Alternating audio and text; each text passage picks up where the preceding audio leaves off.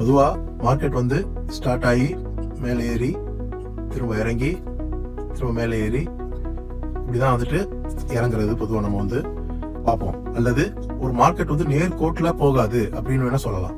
உதாரணத்துக்கு இறங்கி இப்படிதான் வந்துட்டு ஏறும். ஆனா இது வந்துட்டு அக்யூமுலேஷன், அதுக்கப்புறம் அக்யூமுலேஷன் முடிஞ்சதுக்கு அப்புறம் அப்படி மேலே ஏறி மார்க் அப் அப்படின்னா அப் ட்ரெண்ட். இங்க பாத்தீங்க அப்படின்னா அதேதான் அக்யூமுலேஷன் அப்படிங்கிறது ஒரு ஒரு ஸ்ட்ரைட் லைன் மாதிரி இருக்கு. ஆனா இங்க மேலேங்களையும் ஆடிக்கிட்டு இருக்கு. அக்யூமுலேஷன் தான். ஆனா இது ஸ்டேஜ் 5 கொடுத்துருக்காங்க. பட் அகைன் இது ஸ்டேஜ் 1 தான். பட் ரீ அக்யூமுலேஷன் சொல்லலாம். இந்த ஏரியால பாதியில வந்து மறுபடியும் வந்து ஒரு ஸ்ட்ரைட்டா ஏறாம இப்படி போயிட்டு இருக்கும். அப்ப அது வந்து ரீ அக்யூமுலேஷன் சொல்லுவாங்க. அதே மாதிரி ரீடிஸ்ட்ரிபியூஷனும் இதுல வந்து இன்னும் கொஞ்சம் வித்தியாசமா வந்து இந்த அக்யூமுலேஷன் ஃபேஸ் இங்க இருக்கு. ஓவர் சோல்ட் அக்யூமுலேஷன் ஏரியால அக்யூமுலேஷன் ஆயிட்டு அதுக்கப்புறம் அப் ட்ரெண்ட்ல போயிட்டு திரும்ப அடுத்த அக்யூமுலேஷன். இப்ப அப்படின்னா இதுக்கு பேர் என்னன்னா, இதை வந்து என்ன சொல்லுவாங்கன்னா, இது ஏற்கனவே இதுக்கு முன்னால வந்து இந்த அக்யூமுலேஷன் வர்றதுக்கு முன்னால நிறைய வாங்கிட்டாங்க. இங்க நிறைய, அங்க கீழே நிறைய வித்துட்டாங்க, இங்க நிறைய வாங்கிட்டாங்க. அந்த ஓவர் பாட் அப்படிங்கிறது இந்த இடத்துல வந்துட்டு அடுத்து என்ன பண்ணுவாங்கன்னா செல் பண்ணுவாங்க. ஓவர் பாட் ஏரியா நம்ம ஏற்கனவே பார்த்த அந்த 4 ஸ்டேஜை இன்னும் கொஞ்சம் டீட்டெயிலா நம்ம பார்த்தோம்னா அது 8 ஸ்டேஜா வந்து நம்ம வந்துட்டு அதை பிரிக்க முடியும். அளவு குறைவா இருக்கும். இதுதான் ஹை, இது வந்துட்டு லோ, கொஞ்சமா இருக்கும். மோர், இது லெஸ். என் இணைய தமிழ் மக்களே, இந்த வீடியோல ஒரு மார்க்கெட் ஃபைனான்சியல் சைக்கிள், ஒரு எனி ஃபைனான்சியல் இன்ஸ்ட்ருமெண்ட்ல gold, stocks, commodities, any financial instrument எப்படி வந்து ஒரு சைக்கிள், ஒரு சுழற்சி எப்படி வந்து நடக்குது அப்படிங்கறத காமிக்கிறதுக்கான ஒரு வீடியோ தான் அது. பொதுவா மார்க்கெட் வந்து ஸ்டார்ட் ஆகி மேலே ஏறி திரும்ப இறங்கி திரும்ப மேலே ஏறி இப்படிதான் வந்துட்டு இறங்குறது பொதுவாக நம்ம வந்து பார்ப்போம். அல்லது ஒரு மார்க்கெட் வந்து நேர்கோட்டில் போகாது அப்படின்னு வேணா சொல்லலாம்.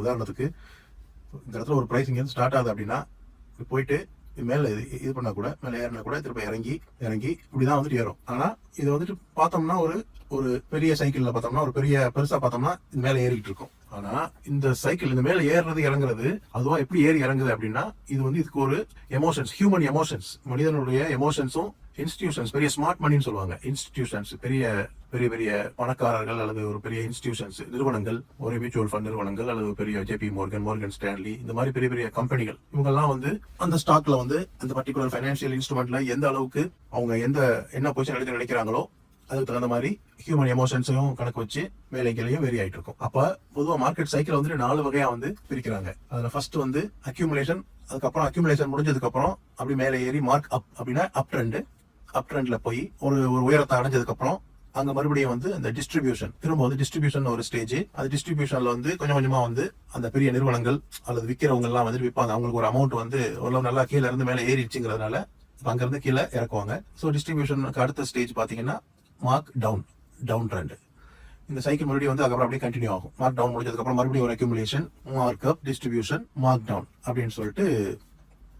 ஸோ இது 4 தான் வந்து நமக்கு ஒரு பேசிக்கான ஒரு மார்க்கெட் சைக்கிளை பத்தி நம்ம தெரிஞ்சுக்கிறது. ஆனா இந்த பிக்சர்ல இருக்கிற மாதிரி இவ்வளவு ஸ்மூத்தா பர்ஃபெக்டா வந்துட்டு கர்வு இருக்காது. இப்போ உதாரணத்துக்கு பார்த்தோம்னா, இப்போ இதுல அந்த கர்வ்ல பாத்தீங்கன்னா அக்யூமுலேஷன் ஸ்டார்ட் ஆயிட்டு இப்படி மேலே ஏறி மார்க் அப்ல போயிட்டு டிஸ்ட்ரிபியூஷன் போயிட்டு அதுக்கப்புறம் மார்க் டவுன்ல வந்து திரும்ப வந்து அக்யூமுலேஷன் ஸ்டார்ட் ஆகுது. ஸோ இது அக்யூமுலேஷன், இது அப் ட்ரெண்ட், இது டிஸ்ட்ரிபியூஷன், இது டவுன் ட்ரெண்ட், திரும்ப இது அக்யூமுலேஷன். ஆனா ப்ராக்டிக்கலா பாத்தீங்க அப்படின்னா இது எப்படி நடக்கும் அப்படின்னா, இந்த அக்யூமுலேஷன் ஸ்டேஜ்ல பாத்தீங்கன்னா மேலே கீழையும் ஏறிக்கிட்டே இருக்கும். அதுக்கப்புறம் இது ஸ்ட்ரெயிட் லைன்ல போகாது அப்படிங்கறதா வந்துட்டு இதுல உண்மையான விஷயம். எப்படி வேணாலும் ஏறும், ஆனா ஸ்ட்ரெயிட் லைன்ல ஏறாது. ஒரு ஏற்ற இறக்கங்களோட தான் வந்து மார்க்கெட் மூவ் ஆகும். டிஸ்ட்ரிபியூஷன்ல அதே மாதிரி தான். திரும்ப அடுத்த அக்யூமுலேஷன்ல திரும்ப இப்படி ஆடிக்கிட்டே இருக்கும். இதுதான் வந்து இந்த மார்க்கெட் சைக்கிளுடைய ஒரு சாராம்சமான விஷயம். இப்போ அதே ட்ரெண்டை இன்னும் கொஞ்சம் ப்ரொஃபஷனலா நம்ம ஏற்கனவே அங்கே நான் ட்ரா பண்ணி காமிச்சதுதான். அதே வந்து இது இங்க பாத்தீங்க அப்படின்னா அதேதான் அக்யூமுலேஷன் அப்படிங்கிறது ஒரு ஸ்ட்ரெயிட் லைன் மாதிரி இருக்கு. ஆனா இங்க மேலேங்களையும் ஆடிக்கிட்டு இருக்கு. ஆனா வந்து இது ஒரு ஸ்ட்ரெயிட் லைன். இது வந்து ஸ்டேஜ் 1 அப்படின்னு சொல்றாங்க. அடுத்து அப் ட்ரெண்ட் அல்லது மார்க் அப் அல்லது அப் ட்ரெண்ட். இது வந்து இந்த டாட்டட் லைன், இந்த டாட்டட் லைனுக்கு மேலே ப்ரைஸ் வந்து இப்போ பிரேக் ஆகி மேலே போக ஆரம்பிச்சிருச்சு அப்படின்னா இந்த அக்யூமுலேஷனுங்கிறது ஒரு ரேஞ்சில் இருக்குது அப்படின்னா அந்த ரேஞ்சுக்கு மேலே போக ஆரம்பிச்சிருச்சு. அங்கேருந்து ஏற்கனவே நான் சொன்ன மாதிரி இது நேர்கோட்டில் போகாது. ஸோ இப்படி ஏறி இறங்கி தான் போகுது. அதுக்கப்புறம் இங்கே வந்து ஸோ இந்த ஒரு டாட்டட் லைன் வரைக்கும் இதுதான் வந்துட்டு அக்யூமுலேஷன் மார்க்கப் ஏரியா, அதாவது இந்த ஸ்டேஜ் 2 முடிஞ்சு அடுத்து 3வது ஒரு டார்கெட் ரீச் ஆனதுக்கப்புறம் அதை வந்து திரும்ப வந்துட்டு விற்கிறவங்க விற்க ஆரம்பிப்பாங்க. அப்போ அது வந்துட்டு அது டிஸ்ட்ரிபியூஷனாக வந்து கொஞ்சம் கொஞ்சமாக வந்து அவங்களுடைய ஸ்டாக் வந்துட்டு விற்க ஆரம்பிப்பாங்க. ஸ்டேஜ் 3 இது டிஸ்ட்ரிபியூஷன். அடுத்து அந்த ரெஃபரன்ஸ் லைன், அந்த டாட் லைன் கீழே வந்த உடனே இறங்க ஆரம்பிக்கிறாங்க. ஸோ இந்த லைன் வரைக்கும் ஸ்டேஜ் 4 டவுன் ட்ரெண்ட் அல்லது மார்க் டவுன்.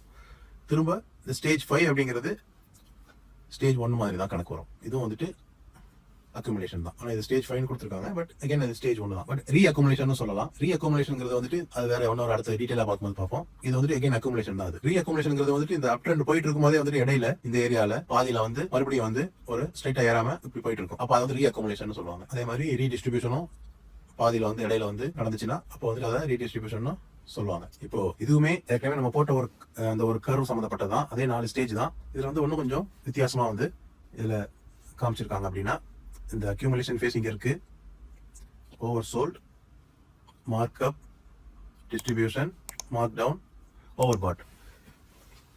ஸோ நம்ம என்ன பார்த்தோம், அக்யூமுலேஷன் ஏரியாவில் அக்யூமுலேஷன் ஆகிட்டு அதுக்கப்புறம் அப் ட்ரெண்டில் போயிட்டு டிஸ்ட்ரிபியூஷன் ஏரியாவில் டிஸ்ட்ரிபியூட் ஆகிட்டு டவுன் ட்ரெண்ட் வந்துட்டு திரும்ப அடுத்த அக்யூமுலேஷன் ஸ்டார்ட் ஆகும். இதுதான் நம்ம பார்த்தது.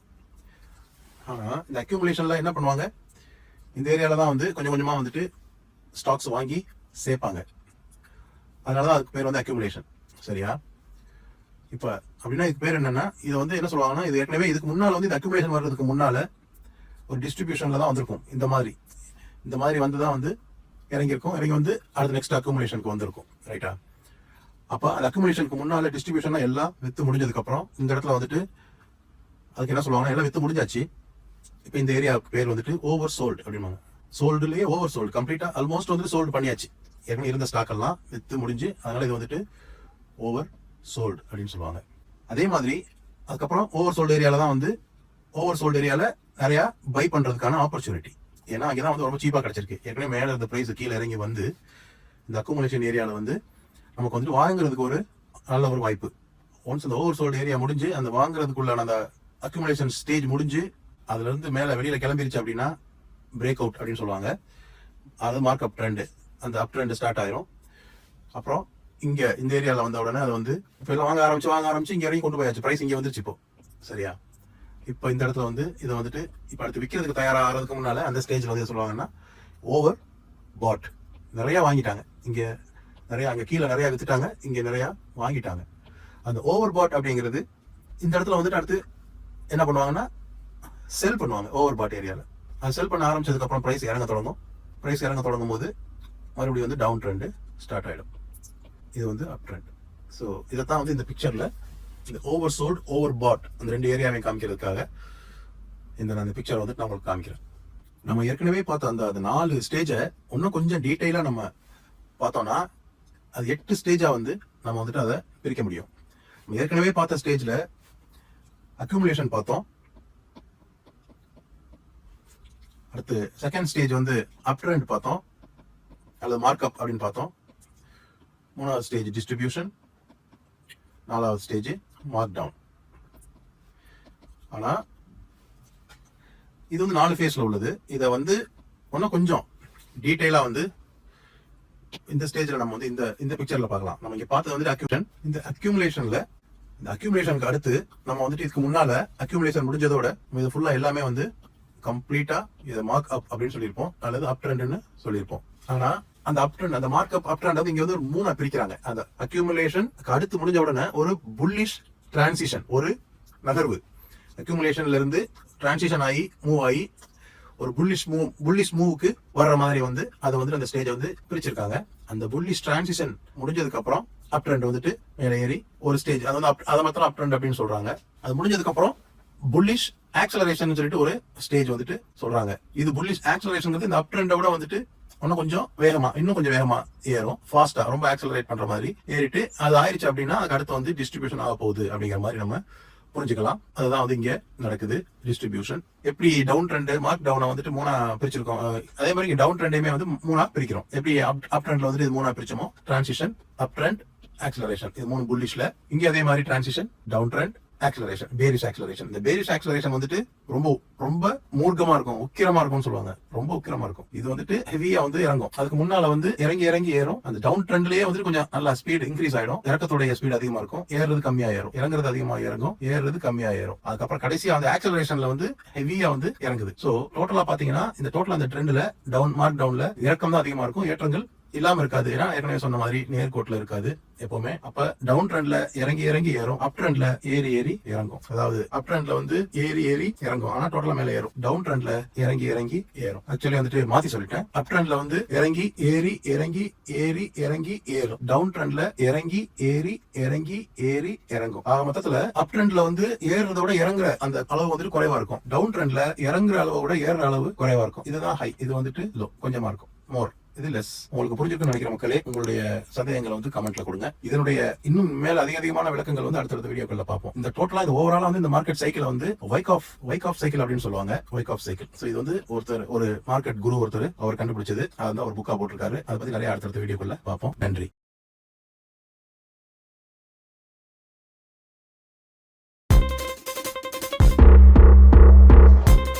என் இணைய தமிழ்